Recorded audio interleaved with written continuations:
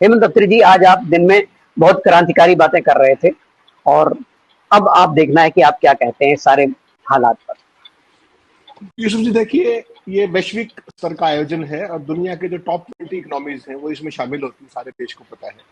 लेकिन इस बार जो दिखावा किया गया है उसने हीन भावना को प्रदर्शित करने के सारे पुराने रिकॉर्ड तोड़ दिए। ये किसी विश्व स्तर का सम्मेलन ना होकर के एक व्यक्ति का सम्मेलन हो गया है जो विश्व गुरु बनने को आतुर है। मैं इसको मोदी शाइनिंग मूवमेंट कहता हूं, जहां तक मोदी जी के पिछले 9 साल का कार्यकाल की बात।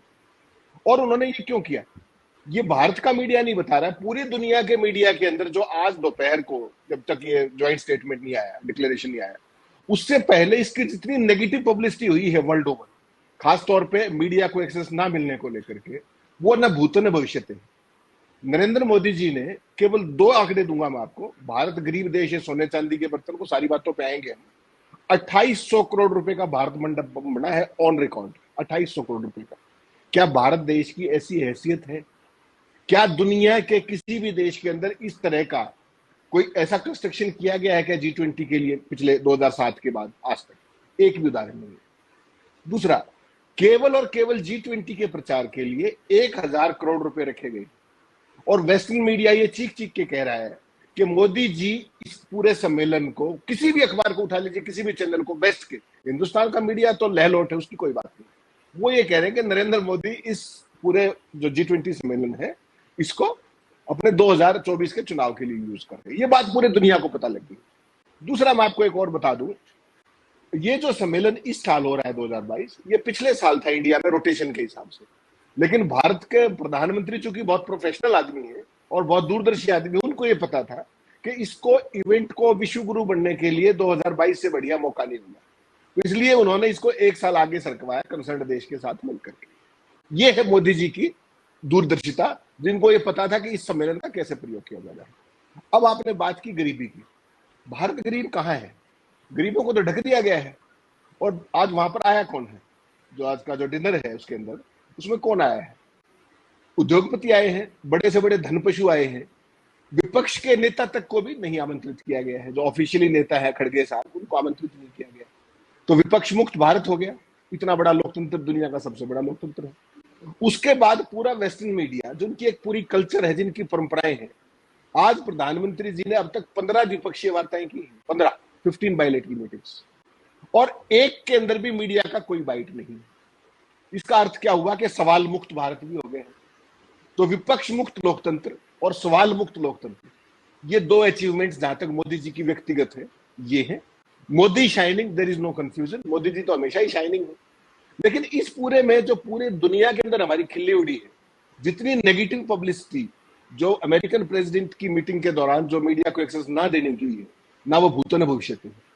और उसका कारण केवल समझना पड़ेगा, अमेरिकन जो पॉलिसी मेकर्स है, जो अमेरिका के राष्ट्रपति का व्हाइट हाउस का स्टाफ है, उनका जो NSA है, उसने कोई भी चीज छुपाई नहीं। जब मोदी जी अमेरिका गए थे स्टेट विजिट पे, तभी उन्होंने बिल्कुल खुले कहा था कि हम चाहते हैं खुल के सवाल जवाब हो, भारत नहीं मान रहा। आज उन्होंने बिल्कुल, उनकी वेबसाइट पे देख लीजिए आप, उन्होंने सब कुछ खोल के रख दिया कि ये तो। और हालत ये है कि मोदी जी से मुलाकात कर रहे हैं बाइडेन हिंदुस्तान में कल शाम को, और उसकी प्रेस ब्रीफिंग जो उनके साथ मीडिया चल रहा है, जो उनके साथ मीडिया आया है अमेरिका से, एंटूरेज, उसकी ब्रीफिंग ताइवान के ताइपे में होगी। कल्पना कर सकते हैं आप? अपने मीडिया से भी एक्सेस नहीं, प्रधानमंत्री हमारे से तो छोड़ दीजिए। तो ये जो सूरत हाल है, ये भारतीय लोकतंत्र का बहुत ही एक, मैं क्या कहूं, इसके लिए कोई शब्द उचित मुझे नहीं मिल रहा है, लेकिन कहीं ना कहीं जो 56 इंच और इतने बड़े दुनिया के सबसे बड़े ऑरेटर अपने आप को कहते हैं, उनकी क्या हालत है मीडिया को लेकर के, एक तो ये समझने की बात है। 2800 करोड़ रुपए का भारत मंडप, मुझे ये बताइए, क्या भारत इसको अफोर्ड कर सकता है? और इस G20 सम्मेलन के बाद उसकी यूटिलिटी क्या होगी? कोई बता सकता है?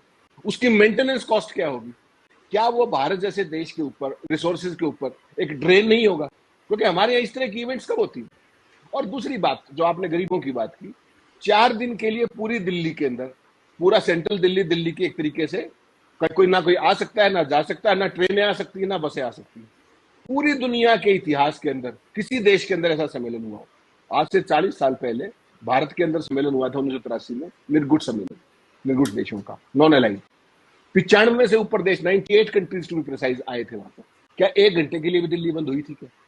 आज तो उसके बाद बहुत कुछ चीजें, बहुत कम्युनिकेशन, बहुत सेफ्टी, बहुत सिक्योरिटी, बहुत सारी चीजें आ गई। तो मोदी जी ने इसके थ्रू अपनी तो मार्केटिंग कर ली। मोदी जी आज की तारीख में अगर आप पूरे होर्डिंग्स देखेंगे, पूरा प्रचार देखेंगे, जो गोदी मीडिया की हालत देखेंगे, वो देश से बड़े हो गए हैं। कोई दुनिया का कोई नेता देश से बड़ा है क्या? मोदी जी भारत से बड़े दिखाई दे रहे हैं, मीडिया के जरिए दिखाई दे रहे हैं। और उनकी उसके जो डिनर में कौन जा रहा है? अपोजिशन का नाम नहीं है, सारे के साथ रईस जा रहे। गरीब माँ का बेटा वो अपने आप को कहते हैं, और गरीब माँ का बेटा पूरी दुनिया के किसी आयोजन में मुझे आज तक दिखा दीजिए इंटरनेशनल में जहां सोने चांदी के बर्तनों में खाना खिलाया गया। ये हीन भावना है, ये इंफिनिटी कॉम्प्लेक्स है, जो कहीं ना कहीं हमारी जो मानसिकता है, हम क्या दिखाने चले थे दुनिया को कि हम बहुत बड़े कद्दावर और सारी चीजें हैं। और आज हमारी सोच का बौनापन दिख रहा है। मीडिया को एक्सेस ना देना, गरीबों को ढक देना, सोने चांदी के बर्तनों में खाना खिलाना, सवालों को बंद कर देना, किसी भी तरीके की कोई मीडिया एक्सेस ना देना, सिलेक्टिव लीकेज करके जो मीडिया को प्लांट किया जाता है हिंदुस्तान में, दुनिया की कवरेज तो वो नहीं है। आज आप दुनिया के सवाल देखिए। देखिए यूसुफ जी, एक बात समझनी पड़ेगी, मैंने भी बहुत सारे स्टेट विजिट्स बाहर कवर किए। एक बात आपको समझनी पड़ेगी, है क्या हकीकत, G20 के जो देश है राष्ट्राध्यक्ष, वो सारे प्रोफेशनल लोग हैं। जब हिंदुस्तान की किसी भी देश की यात्रा में चलते हैं, वो उस देश के एक एक डेटा से अवेयर होते हैं। उनको उनकी भुखमरी का भी पता है, पर कैपिटा इनकम का भी पता है, उनको हर चीज का पता है। और आपकी जानकारी के लिए और आपके दर्शकों के लिए बता दूं कि G20 की ग्रुपिंग में सबसे गरीब देश भारत, पर कैपिटा इनकम, सबसे ज्यादा बेरोजगारी हमारे यहाँ है, सबसे ज्यादा भुखमरी हमारे यहाँ है, मीडिया जो प्रेस फ्रीडम इंडेक्स है उसमें सबसे बुरी हालत हमारी है। उसके बावजूद हम क्या दिखा रहे हैं और क्या छिपा रहे हैं? उनसे छिपा रहे हैं आप। सवाल यह है कि आप अपने अंदर झांकिए, कहाँ कमियां हैं और उनको स्वीकार कीजिए। पूरी दुनिया को आपके हर डेटा का पता है। सवाल तो यह है कि सारी दुनिया को पता है, केवल आपको खुद को नहीं पता है और आप उसको मानना नहीं चाहते। तो इस तरह का जो मोदी शाइनिंग है, उससे मुझे नहीं पता उनको चुनाव में कितना, क्योंकि इस देश में बहुत सारे मीडिया के जो साथी हमारे हैं, 2 दिन से देख होंगे आप, वो जो वहां का जो मीडिया सेंटर, वो अपनी सेल्फीज लगा रहे हैं भव्यता की।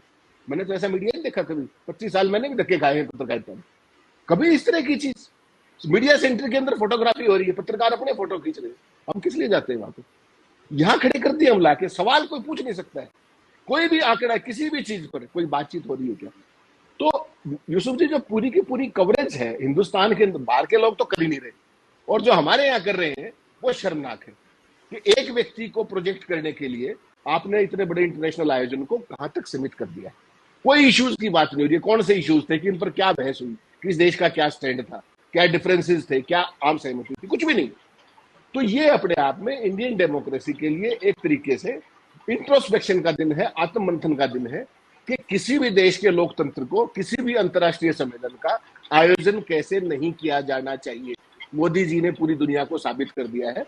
वो विश्व गुरु अपनी नजरों में बने हुए हैं, पूरी दुनिया के सामने उनकी क्या छवि गई है, ये जो राष्ट्रीय अध्यक्ष वहां पे आए हुए हैं वो बखूबी जान रहे हैं, उनका मीडिया जान रहा है। पूरी दुनिया के किसी अखबार, किसी चैनल को उठा के देख लीजिए क्या कवरेज आ रही है। इस पूरे खेल में हमारा बौनापन, हमारी सोच का बौनापन साबित आया, सामने आया है। इसके अलावा कुछ नहीं हमें हासिल हुआ है। ये कुल मिला के मेरा कहना। जी, बहुत शुक्रिया हेमंत अत्री जी आपका।